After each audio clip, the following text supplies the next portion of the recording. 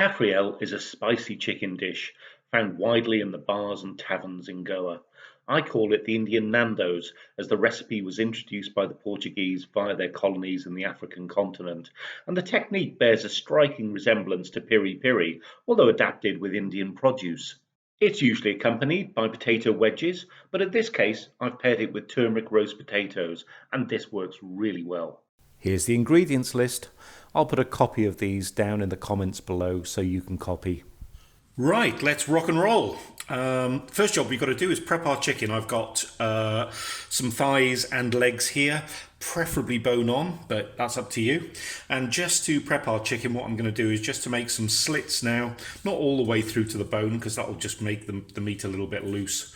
Just some slits there because when we marinate them, we're going to make sure that all of the marinade gets into these slits and pop them into a non-metallic bowl. Non-metallic because there's going to be some acid in there and we don't want a metal bowl for this. Now, I first came across this in Goa, this particular recipe. It was really hot, and I'm going to make this particularly hot as well because, hey, I like hot food, but you can moderate the chilies if you want in this. This really is basically an African style of dish. It was brought over to Goa from the Portuguese colonies. And if you think about it, a lot of the Portuguese dishes, I mean, piri piri being probably one of the most famous, in this particular case, it's all based on an African dish. Oh, and by the way, one of the things I've done, of course, is I've taken the skin off this. You don't want skin chicken for this.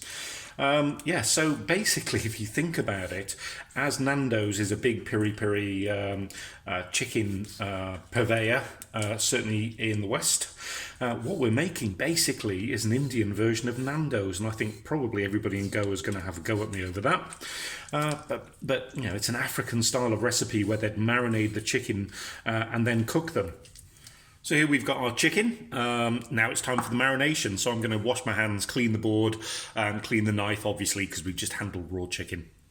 So here we've got what is essentially two massive handfuls of coriander. This is going to be a very, very green curry.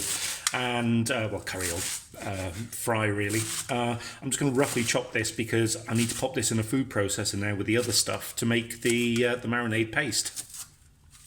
Here we go, I've got everything in my little grinder pot, apart from the coriander, of which there's obviously shed loads of. So the lemon juice, the whole spices. I'm using garlic and ginger puree for this, but by all means use the equivalent, 8 garlic cloves and a couple of inches of ginger if you want in here. So I'm just going to cram this full of coriander now and grind this into a paste. So at the end of all of that grinding, we end up with this beautifully bright green, kind of grass green paste, which is going to be the base of our marinade. Now, don't wash up your goblet just yet, because we're going to use that to try and get as much as we can of flavour out of this. So we're going to have some water in there to go in the kind of curry sauce. So don't wash that out just yet, but now it's time to marinate the meat. So now we're ready to rock and roll with the actual marination. So I'm going to add quite a healthy kind of, couple of teaspoons full of salt. You can add salt to taste, to be honest with you. A good couple of tablespoons, I know I'm eyeballing this, but a good couple of tablespoons of turmeric. And then, of course, our fantastic, lovely, smooth green paste. Make sure we get every little bit of this because this is going to be the essence of that flavour.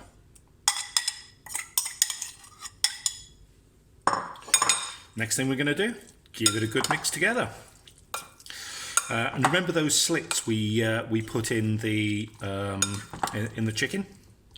Because once this has been mostly mixed in, this is time to get your hands in there and make sure that beautiful paste gets into every single little bit of slit that we put in that chicken, and make sure it's nicely massaged in. And for those of you, by the way, I meant to say this when I was doing the grinding part. I know I've used the word 12 and chilies in one go. This is quite a hot dish, but if the heat isn't really to your liking, absolutely no reason you can't use milder chilies. These are relatively hot ones I'm using, so the smell of it, just that coriander and that whiff of chili, the green kind of smells is absolutely beautiful. So what I'm going to do is finish marinating this chicken. The marinade only takes probably about 30 minutes. It doesn't take long at all. This shouldn't be a long drawn out one actually, because what tends to happen is you'll lose some of the colour from the coriander. And we want this to be a nice bright colour. So I'm literally going to cover this once I've finished mixing it and leave it for 30 minutes or so. And I'm going to get on with the starch. So why do I have a lot of orange potatoes? Well, Cafreal is actually served with either fried potatoes or potato wedges. It's very much a bar snack. It's very much a kind of informal restaurant meal. And I've made this particular dish beforehand. They're basically turmeric roast potatoes. And I made them on my channel last year. I think it was about October, November time, ready for the kind of Christmas holidays, because I thought this would be a little bit different for someone's Christmas roast. So I'm making these again. There's nothing special to them. Cut your potatoes the way you'd usually do it. Add some oil, add some turmeric, add some salt, give them a good roll over so they're nice and orange, and then bake them as you would normally. And you get these beautifully crisp potatoes. And I actually thought that the colour of the kind of yellow turmeric would go really well with the Cafreal when it's fried. But this isn't one that is used, this isn't a dish that's served with rice or breads. This is usually some kind of potato dish. But by all means, use some fried potatoes, use some potato wedges that you put in the oven. That works just as well arranged around the Cafreal. So I'm going to put these in the oven now for about 50 minutes. Now it's frying time, so I've got here a pan with just a little bit of oil covering the bottom. We're going to fry these off. Also, if you've got a barbecue or a grill outside, it's great to grill these outside, just like you would with kind of peri-peri chicken. However, we're not looking to cook this through. All we're looking to do really is to colour the chicken. So I'm just going to pop these. Don't forget there's a little bit of moisture in here. So I'm just going to pop these in. Not going to overcrowd the pan. And you do want either a frying pan or a pan with a lid, because we are going to cook in this. So I'm not going to overcrowd the pan. I'm going to do these in batches. I'm going to let this fry for a couple of minutes one side to colour. Then I'm just going to flip them over and colour the other side. They're not going to cook completely. That's going to be in the sauce later.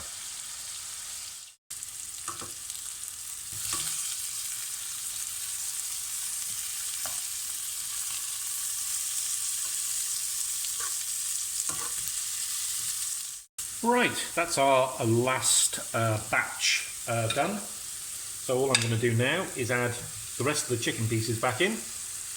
We browned earlier. Whey!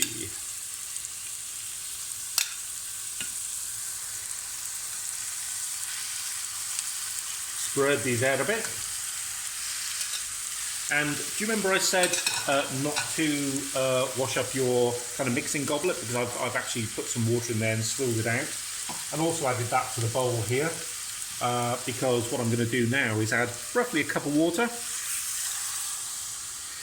and pop a lid on. I'm going to let that come up to temperature, probably 15-20 minutes, and I'm going to turn the heat down when this starts to bubble, so that they just gently steam and simmer in this water here. We're not going to use the water as a sauce, but it is going to actually poach the chicken the rest of the way.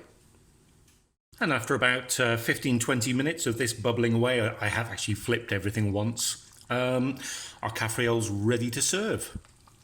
I've been cooking Indian and Southeast Asian food for 30 years, and this is one of the best damn things I've cooked. So, if you like the look of this, why not subscribe and see what's coming next? Bye!